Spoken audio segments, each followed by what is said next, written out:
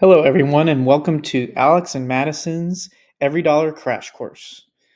We will be going over some of the basic features of Everydollar as well as some of the advanced features so that when you go to use this app, whether it's on your desktop or on a mobile device, that you feel more comfortable with how to use the app and get the most out of your budget. I'm going to start with some of the basic features of Everydollar. And the very first one that we're going to go over is the income section. So at the very top of the desktop app, which we're looking at here, you'll see that there is this area that has a little dollar icon symbol that says income. And this is where you can enter all of your different paychecks or sources of income that come in, and you can start planning out how much money you'll be receiving during that particular month's budget. So as you can see here, we've filled out a sample budget, which is not a real budget, but it is somewhat reflective of budgets that we've had in the past. And as you can see, we've set it up in such a way that this is similar to what most people would have, where they have two paychecks per person coming in per month. And so each of our paychecks are split in half. And so right here we have each spouse bringing in 3,000 take-home pay. So after taxes and all other expenses are removed from the paycheck, totaling $6,000. So as you can see for your paychecks over here, you have the planned column, and you change that to whatever amount that it is. So if it was less than that, you could change it here, and then you'll see the income is reflected down there. I'm going to go ahead and put it back to what it was, but just so that you can see. And over here on the right, there's the received column, and this is where the actual tracking of your paychecks as they are received can be inputted. So as a paycheck comes in, you will see the received amount for that paycheck hopefully match what the planned amount is. And we can talk a little bit more later about how to get that received amount to change, but just know that if you're getting the amount that you plan to get, these two should match. So that's the income section. Before you do your budget, you have to set up the income section so that you can see at the top of your budget how much money is left to budget. And as you know, the reason this is called Everydollar is because our goal is to budget every dollar of our income to a specific category so that all dollars are accounted for and there's no money that is left out in the open to be spent uh, potentially in a random way. So as you can see here, we have a budget that we've set up, and we've intentionally left some money left over here so that we can show you how to get to the very last Everydollar budget to where there's no money left to be budgeted. So that's income. As you complete that, you will see that as you go down, you start to have budget categories. And we've made this very simple where we have a large category here called giving and savings. And so this is where all of our money that we're saving and or giving goes. We have a bills category, and this is all of the money that we allocate for paying bills and fees and things that are due. And then we also have spending and subscriptions. And this is spending that has more to do with either optional items that we sometimes don't spend money on, or items that are less of a priority compared to some of the bills. And then at the bottom, we have the debt category.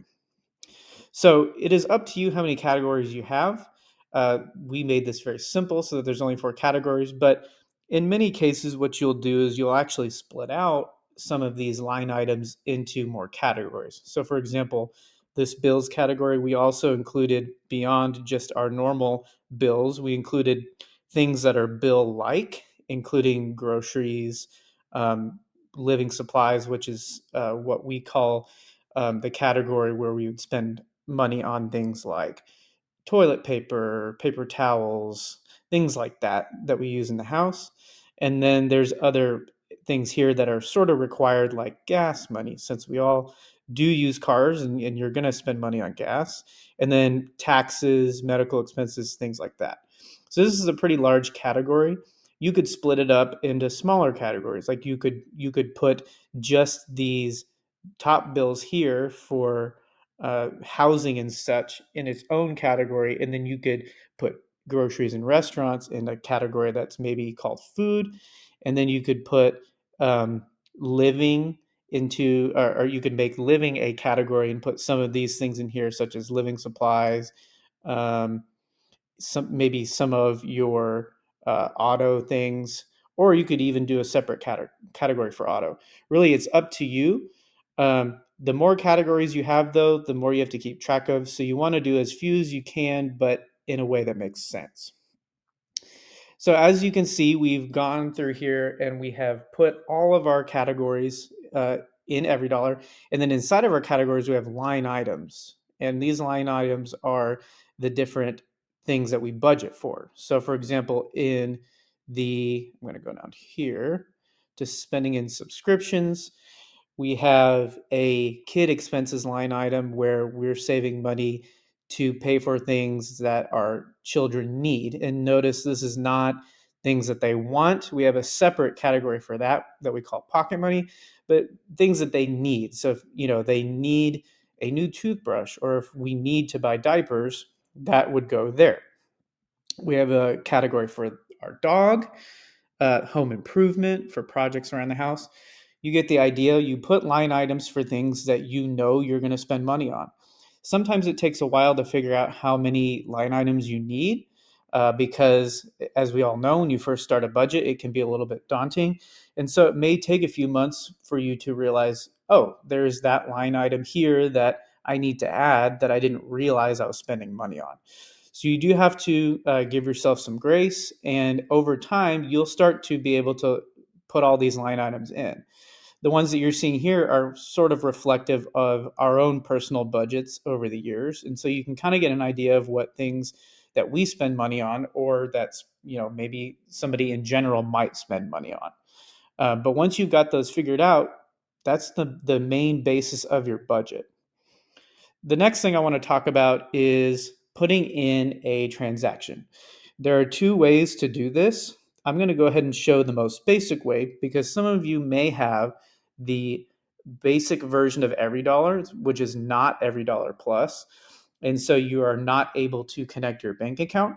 And so in that case, you would need to create transactions manually. And so what I'm going to do is I'm going to go to this transactions tab over here on the right. And as you can see, if I go to track, there's no transactions that have been tracked, meaning I have not put any in. There's none that have been deleted, and there's no new ones. But what you can do is you can click this plus button at the bottom, and then you can add an expense.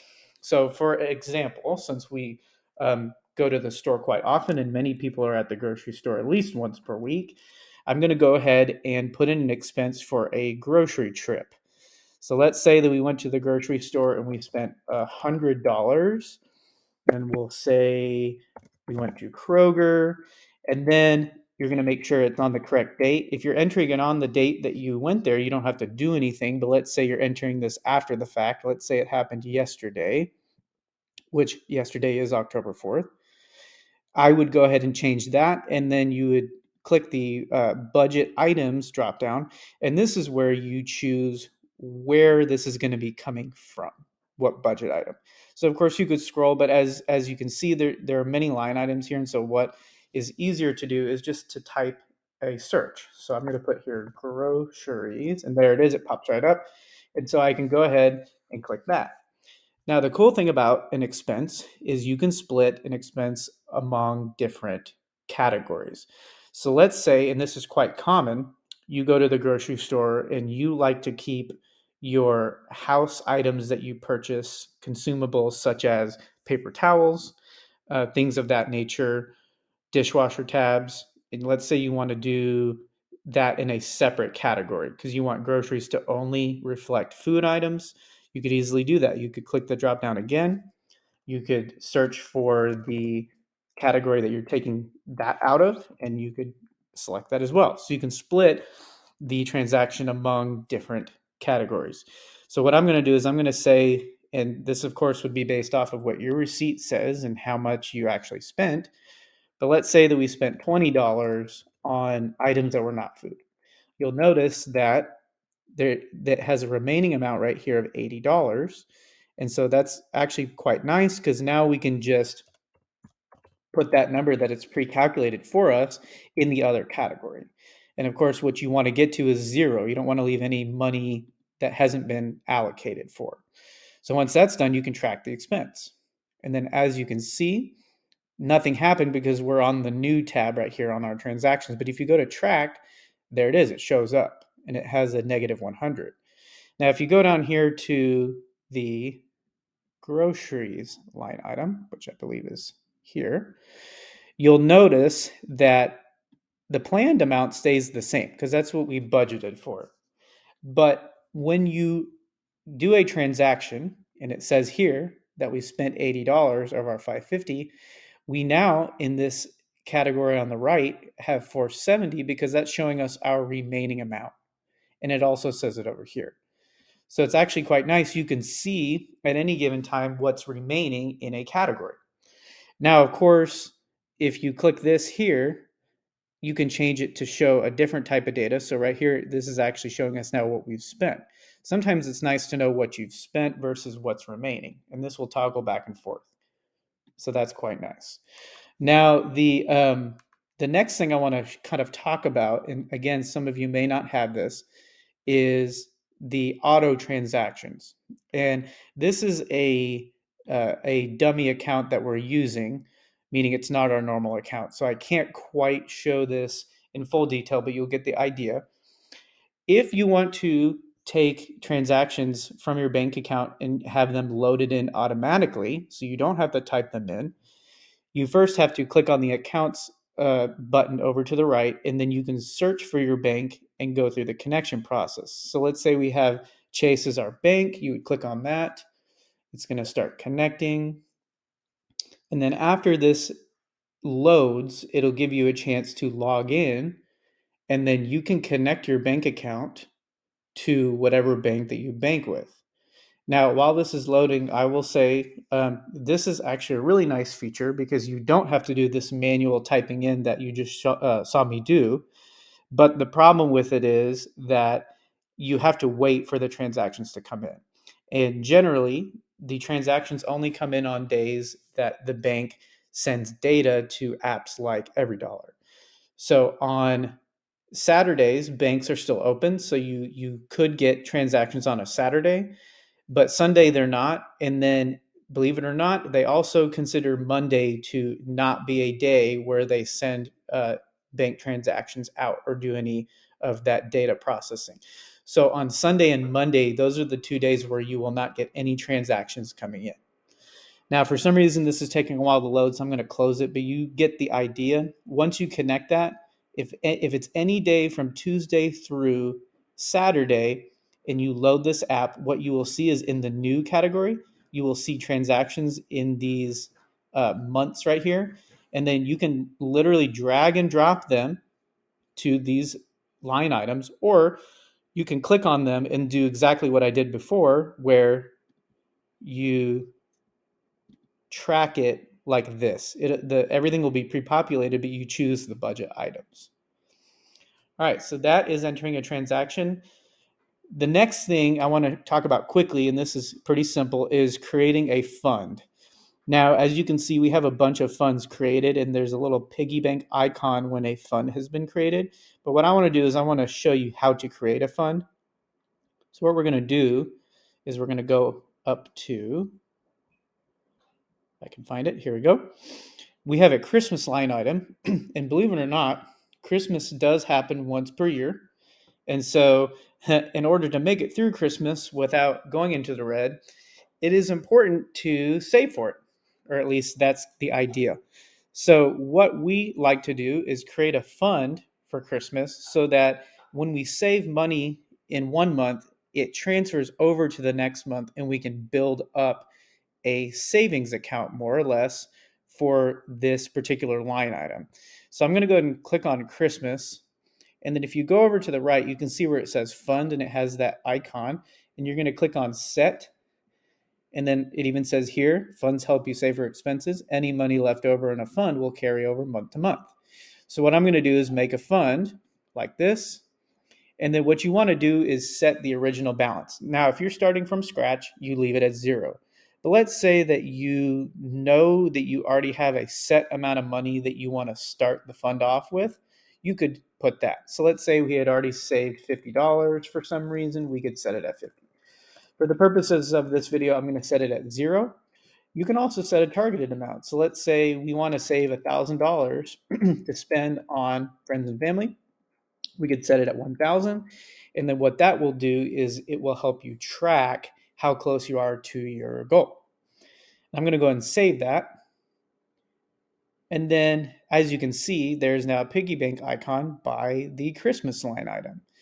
And so what's going to happen, and we will show this later on in this video, if you go and do another month's budget, so let's say we go to next month and we see November. If I save another $50 in Christmas, this remaining amount will now be 100 because I set it as a fund. If I did not set Christmas as a fund, you guessed it, the money from last month would not roll over. So it would show 50 next month because the 50 from this month did not make its way over to next month. So funds are really important for any line item where you want the money to continue building up. And for most of our line items, we use funds because we like to be able to roll our money over. Some people prefer to take all the money at the end of a month and throw it towards something specific, and that is totally fine. But in many cases, we like to roll money over. So, for example, if we went on 3 dates this month and we still have $20 left over, well, we definitely want to add that $20 to next month's date allowance so that maybe we could go on an extra date the next month. That's the concept of using funds, and it's super important. I'm going to go ahead and turn it over to Madison now, and she's going to talk about the debt category. The next thing we're going to talk about is the debt category. And these line items work just like the expenses and bills that you have above. But when you click on the line item, you can actually change your debt balance and your minimum payment. So we'll do that now. Under debt balance, we'll change this credit card balance to $2,000. And then when we press save, it'll be reflected over here on the left. We can also type in whatever the minimum payment is for this credit card and save that. And then when we're planning the line item in our budget, we want to make sure that the planned amount matches the minimum payment. And then you'll see here, I have several different types of consumer debt laid out, and they're listed not in smallest to largest, but Everydollar is super cool, and it's telling me that I should try to pay this one off first and throw any extra income that I have at this debt. So if this is the baby step that you're in, you'll want to list all of your debts here with the balances and their minimum payments, and Everydollar will help you pay them in the correct order from smallest to largest balance. The next thing I want to show you guys is how to transfer. This is especially helpful when you go over in a category and you would like to try to fix the category. So right now, we're showing that there are untracked transactions because there's a Blue Sushi transaction and a Chick-fil-A transaction. So I'm going to drag these in to the restaurant and date category, and this is what it'll look like when your bank account is connected to Everydollar. You'll drag from the right if you're on a computer, or you'll drag from the bottom if you're on your app. So, now we're in the red here. We've gone over in this category. So I need to fix that. I can either change the planned amount if I have leftover in my budget, or if I don't have leftover in my budget, then I'm going to need to pull that money from somewhere else. So I'm going to pull that money from groceries since it's food. And when I click on groceries, arrows will pop up over here on the right, and I'll click the arrows, and then this transfer screen will pop up. So I needed, let's look back at that. I needed $20 to be in the green again. So I'm going to click those arrows again. I'm going to change this to 20 and I'm going to transfer $20 from groceries to, and I'm going to scroll until I find restaurants and dates. It's highlighted red there for me, easy to see. And then I'm going to click transfer. And then when I click transfer, it should now be in the green when I go find it. Yep, now I'm good again on my restaurants and dates.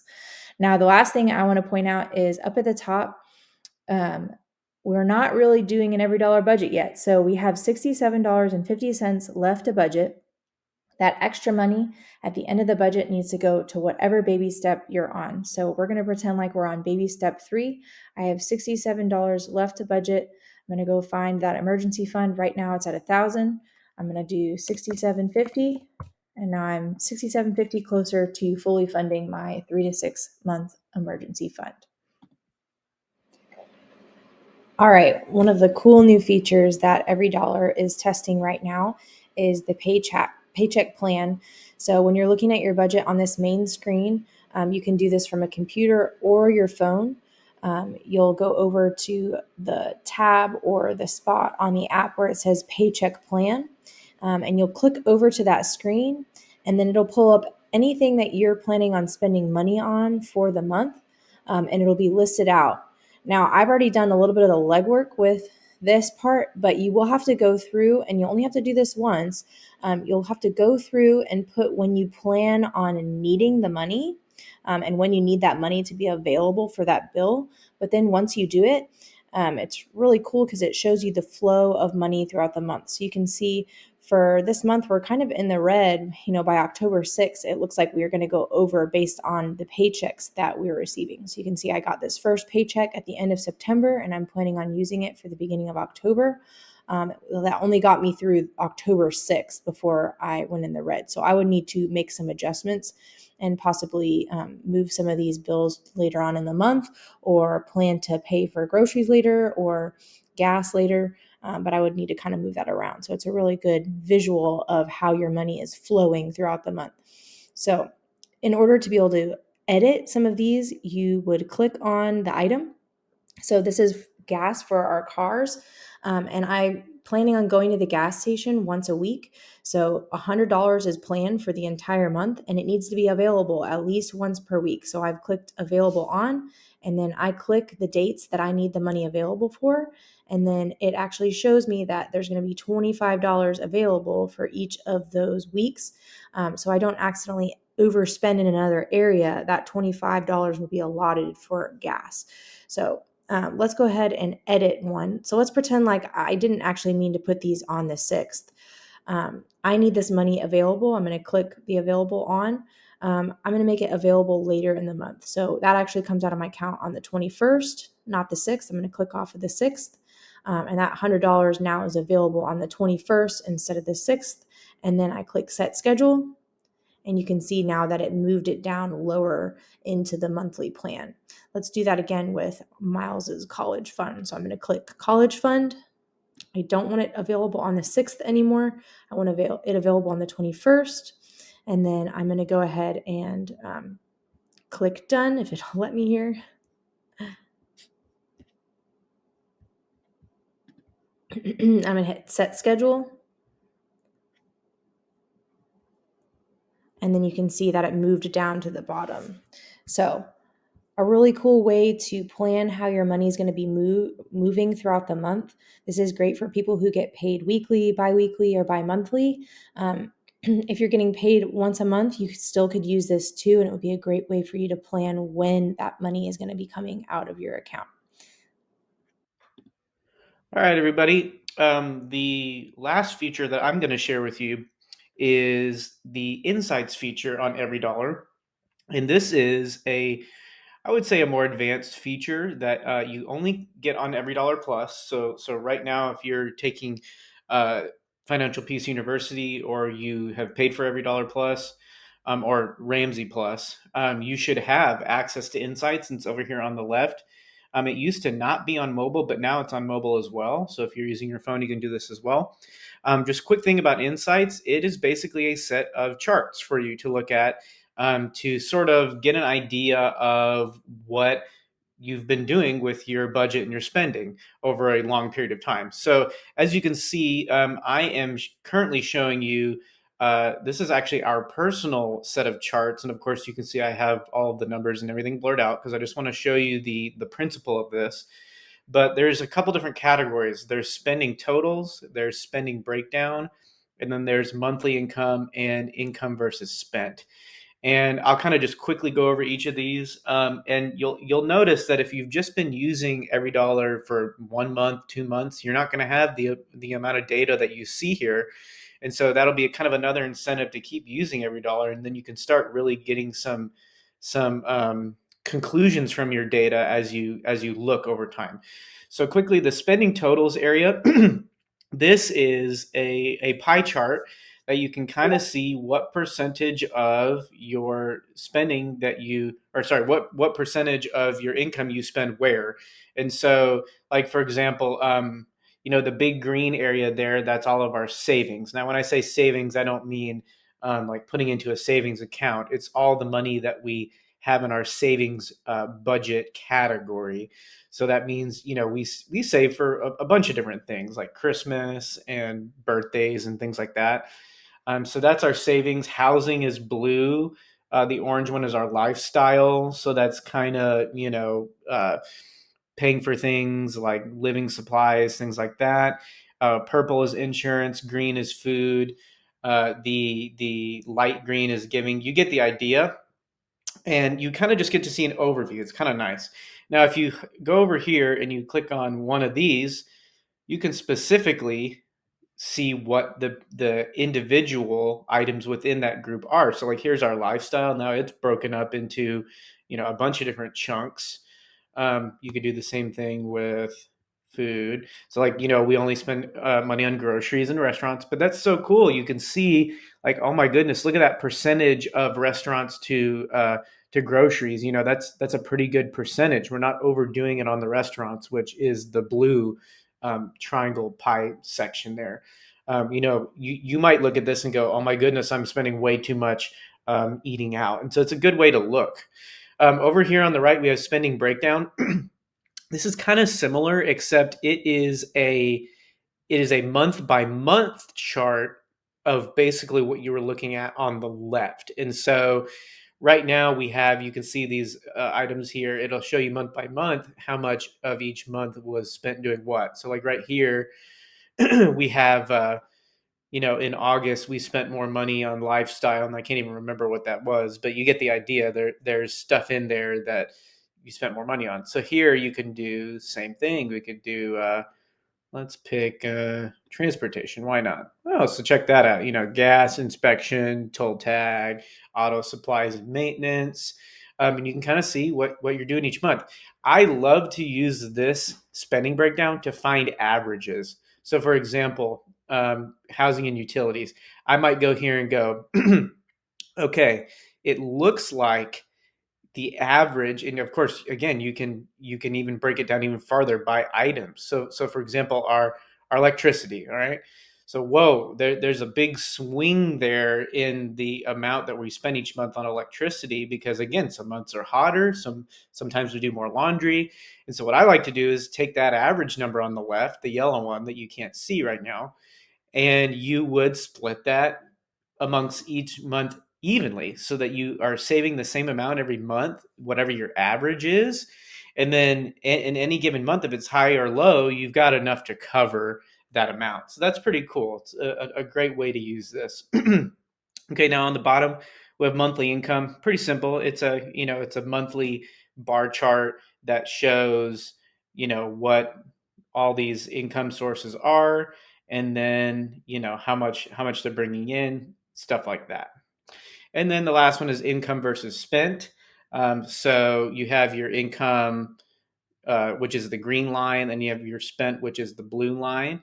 And obviously, you want to try to keep your income above the spent line. Now, of course, there's a little bit of a flaw in this, and that is if you save up money in a sinking fund for a long time and then you blow it all at once. Like, let's say you saved up $10,000 for a car, and then you decide, oh, we've got to spend that money right now to buy the car. well, it's going to say that you spent more money than you made that month. And so it'll kind of throw off this chart a little bit. And that's what you're seeing in our chart right here is occasionally we'll spend money on something that we've been saving up for some time. And so it appears that we're spending more in certain cases than what we're making in the income. And that's just not always the case.